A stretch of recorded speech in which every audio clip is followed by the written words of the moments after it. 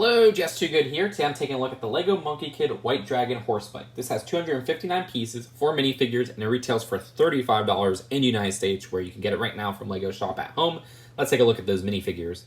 I'll start off with May instead of the Monkie Kid because this is probably my favorite figure in the whole LEGO Monkie Kid wave. This just looks fantastic, and I'm so glad that she's in the smallest set and in the biggest set. It makes her fairly easy to get.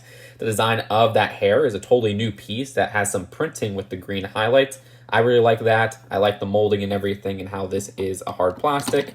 But if you don't like the hair piece, well, they also include this helmet right here. This helmet has some nice printing at the front.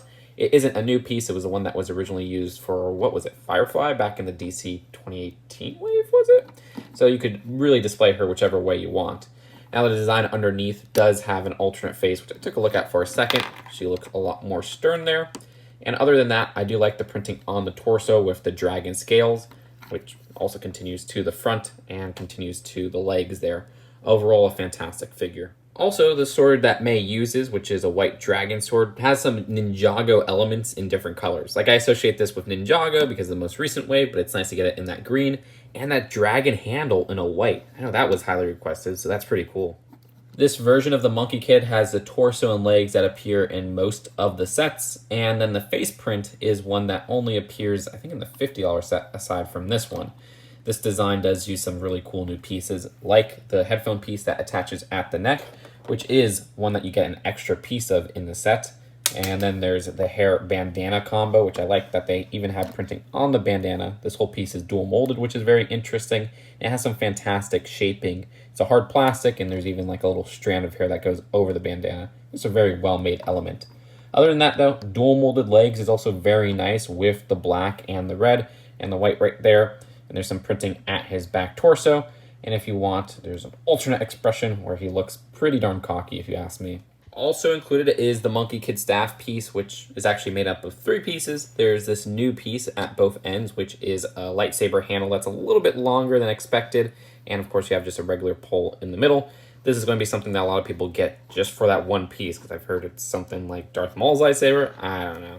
The final 2 minifigures use the same pieces for the minifigure themselves, but they are arranged a little bit differently. This first guy is called Snort, and that new bull helmet piece is actually pretty darn cool. I like how they have the ring at the front. I like the little tubing at the sides, and how they have pole connections for the horns. These just use the cattle horn pieces, and it's nice to get it in that pinkish coloring, though these guys are across all the sets, so they're not rare by any means. Now, the face printing underneath is non-existent. It's just a translucent dark orange minifigure head, which is kind of nostalgic to me because I remember the old Mustafar set, I think, had a few of those, or some set from when I was younger had a few of those, and those pieces were like the coolest looking things to me. Now, I guess they've run their course. Then there's also this weapon right here, which is nice to get this piece in a translucent orange. The printing on the torso isn't anything too special, but I mean, it's detailed enough, and you have some back torso printing as well. It's also nice to get plain legs in this, what is that, like a metallic silver or something like that? I don't know. And this is Bob, the last minifigure. You can see one of his horns is a little messed up, and he doesn't know how to hold the hammer right, but he's still trying. But just little, differences like that make this character stand out. So that's kind of funny because it's a good army builder, but if you want another Bob, you could just twist one of the horns. So there are 3 builds of the set. You have the 2 hero vehicles and then the bull's hideout. So here's the white dragon horse bike. It looks like a horse mixed with a dragon, just a little bit. I mean, this main part right here works pretty well, and this horse head right here works pretty well. But these are supposed to be the dragon wings when you have them folded out, which these are on hinges, and this what is one of the main play features where you could have it in flight mode. And I don't know, you tell me, does that look like a dragon to you? It looks more like a junior dragon, if anything. There's a 1x4 sticker here, a 1x4 sticker here, another 1x4 sticker, and then one at the tail piece. Just a lot of 1x4 stickers in its sizing. But either way, the design of this can be collapsed very easily, where these wing parts just fall right into place. I'm glad it doesn't like move a little bit because they put it in place with the 1x1 circular tile. Now with it in land mode, there's some other details like a sword holder, which when it's not holding the sword looks just a little bit out of place. Stud shooters at the side, which you know how those work. These can be adjusted up and down because they are clipped on. Opposite side, very similar, except there's no sword holder here. And where May just kind of rests, there's the 1x2 little divider piece to keep her in place, but she can also hold on to the handle. Not too many other details for this build though. The other vehicle build is Monkey Kid's cloud board, which this design is pretty cute. It uses a snowboard at the base, which I wish was printed and not stickered, but oh well. And then that just rests on these 2x2 jumpers. And this little board right here has some nice colors to it and also these printed turbine pieces. It all works really well. Finally, there's the Bull's Hideout side build. Now this actually has almost a castle feel to it, which I really appreciate because castle fans don't have too much on the market right now.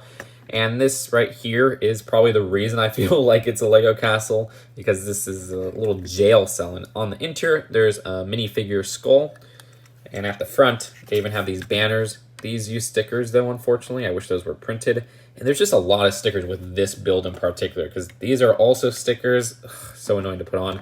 Though it is really nice to get this piece in black and in such a cheap set. There's this ramp, which is a really annoying sticker. The little gunner to the right has a sticker on the shield. And by the way, this is on a swivel plate connection, and you can just shoot those mini stud shooters. These right here are actually supposed to be flames. This gate helped me recognize that. I was like, oh shoot, that's not a blade that the minifigures are holding. So I thought that was pretty cool. Either way, the design for this is pretty simple, where if you push down on here, the gate opens. But I mean, it's not like May can't get over there because she has a flight mode for the freaking vehicle. There's also some 1x2 prints that aren't new, but still nice to get on the sides. Finally, one thing I noticed is that there's some Technic holes on the side. These are modified 1x2s. Huh. You know, there's no Bull Hideout or Bull Castle in this wave. I guess that confirms that there's going to be more Monkey Kid sets. All right. I mean, are we really surprised? But still, we never got confirmation that there's a second wave. Either way, that's it for the build of the set. Let's take a look at the packaging and then the final verdict. Now, the box is a $30 box, and at the top, they have that gorgeous artwork from the TV show. And at the back, they have a different shot of the set, which gives us another look at some of the features. There's 2 instruction booklets, and I like that LEGO is doing more and more split booklets because I like building with my mom. And this one right here actually has a shot of all the sets and the minifigures right there. Now, this also has an updated look to the instructions that is akin to some of the Ninjago January 2020 sets, where they have like a progress bar and there's flashy stuff and everything. I'm really interested on what they call those. I know it's not Instructions Plus because that's the online one, but still.